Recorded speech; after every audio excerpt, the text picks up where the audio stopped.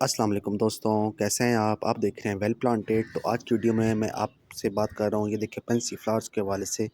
Pence flower बहुत प्यारा खूबसूरत सर्दियों का प्लांट है। छोटा सा प्यारा सा, इस पे बहुत प्यारे से फूल आते हैं और इसकी बहुत ज़्यादा वैरायटीज़ होती हैं। कलर के हवाले से बहुत से शेड्स होते हैं इस पे, काफ़ी ज़्यादा इसकी शेड्स आते हैं। अभी मेरे पास 2 कलर हैं इसके, एक ये पर्पल जो आपको दिखा रहा हूँ और दूसरा एक येलो है। तो ये फूल देखें आप, जिस तरह देख सकते हैं कि वैसे हमारे जितने भी फ्लावर्स होते हैं वो ऊपर की तरफ रुख करके वो खिलते हैं।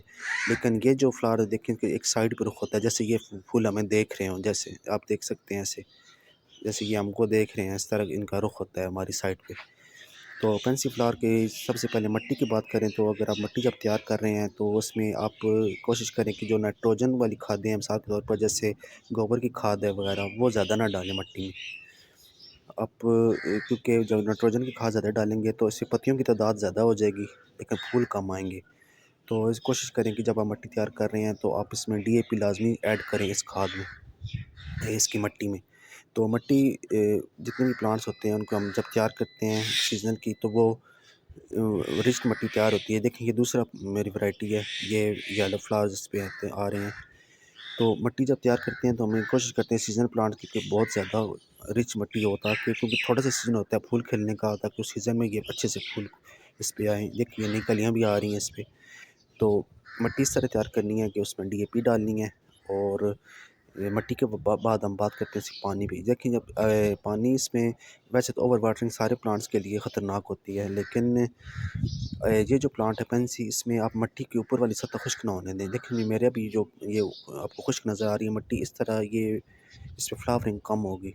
मिट्टी हल्की-हल्की मॉइस्ट रहनी चाहिए हर वक़्त, उसमें नमी रहनी चाहिए ये इस प्लांट्स में। बाकी की मैं बात नहीं कर रहा, लेकिन ये जो पेंसी फ्लावर्स हैं इनकी मिट्टी में नमी रहनी चाहिए हर वक़्त, बहुत ज़्यादा मिट्टी खुश्क नहीं होनी चाहिए। तो अभी मेरे देखिए ये काफ़ी प्लांट ये साइज़ काफ़ी माशाल्लाह अच्छा हो गया, तो मैं इनको शिफ्ट भी करूँगा बड़े पॉट में, वो उस मैं वीडियो बनाऊँगा।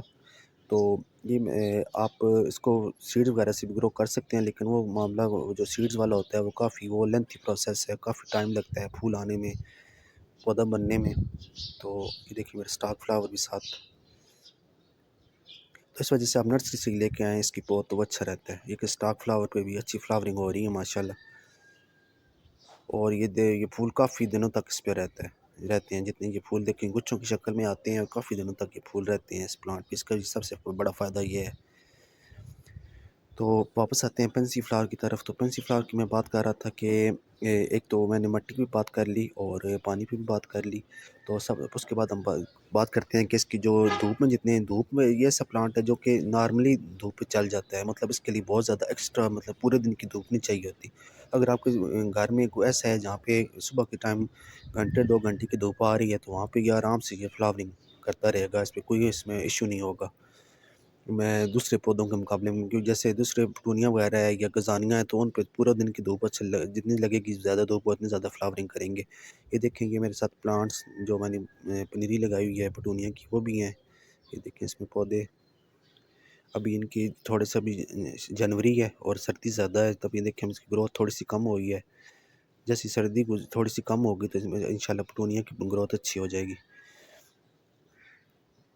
तो इसकी मैंने पहले बात की, बहुत ज़्यादा वैरायटीज़ आती हैं इसकी। आप मतलब चॉइस करना मुश्किल हो जाता है कि हम कौन सी लेके जाएँ, कौन सी नहीं। वो काफ़ी बहुत प्यारे-प्यारे शेड्स होते हैं सारी वैराइटीज़ के।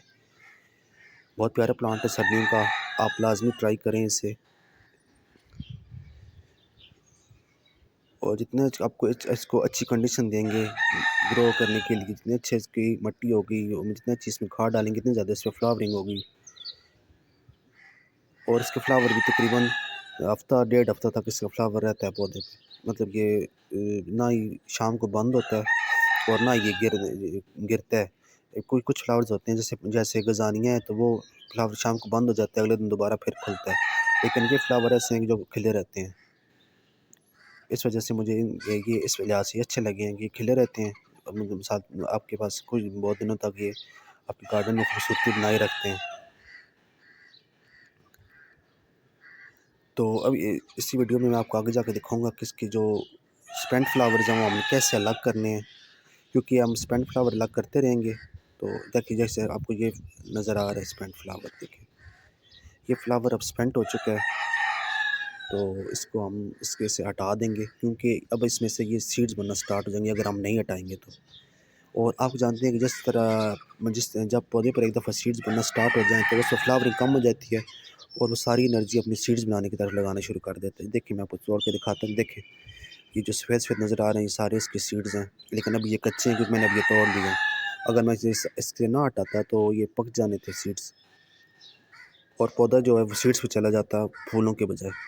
तो ये इस वजह से इस बार की ये पिंचिंग बहुत ज़रूरी होती है। जितने भी इसके स्पेंट फ्लावर्स हैं आप साथ-साथ हटाते जाएँ और तो तब उस पे नए-नए फूल आते रहेंगे। अगर स्पेंट फ्लावर साथ लगे रहेंगे तो फिर फूलों की ग्रोथ कम हो जाएगी और सीड्स बनना स्टार्ट हो जाएंगे। तो ये थोड़ा-सा ख़्याल करना पड़ता है कि आप स्पेंट फ्लावर साथ-साथ हटाते जाएँ इसके, ताकि फूल इस पे नए-नए आते रहें। अभी मुझे इसमें से ये एक ही ये नज़र आ रहा है और तो नहीं है। तो देखिए नई कलियाँ साथ नज़र आ रही हैं मुझे। तो मैं दूसरे प्लांट में भी देखता हूँ उधर भी इस तरह का है तो वो भी हटा देता हूँ। अगर आप सीड्स एंड सीज़न में सीड्स इसके बनाना चाहें तो फिर आप पौधे फूलों को लगे रहने दें, तो फिर वो सीड्स बन जाएँगे। अगर आप नेक्स्ट सीज़न के लिए सीड्स रखना चाहते हैं।